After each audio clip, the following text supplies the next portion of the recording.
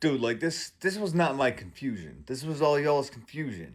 You didn't know who was paying you. You didn't know who was paying you to set me up. Who was paying you to do all these things? Who was paying you to? I knew. I've known for a while. I know exactly who I am and what I am and what my purpose is for. The thing is, they didn't expect for me to remember. I wasn't supposed to remember. They blocked my memory. They wiped it clean, and I wasn't supposed to remember that I was actually being experimented on for something I volunteered for by the CIA. They do owe me a huge check, by the way. Huge check. So I know that I'm safe to talk about whatever I want. It's like a vlog. And I know that I use these platforms as my own personal storytelling, and I know that I'm allowed to do that. And I know that my videos only go to certain amounts of people. It's not 300 view jail. It's nothing to do with that. It's that only the right people are seeing these things.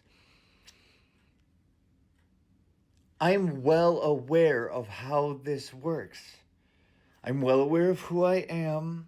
I'm well aware of what I signed up for, except they weren't counting on me to remember because that part of the memory was supposed to be wiped. But the thing is, when you achieve hyper intelligence,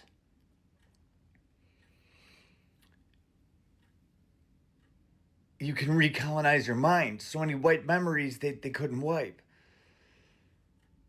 I found out who I was. I know what I am. I know about the gang stalking. I know why.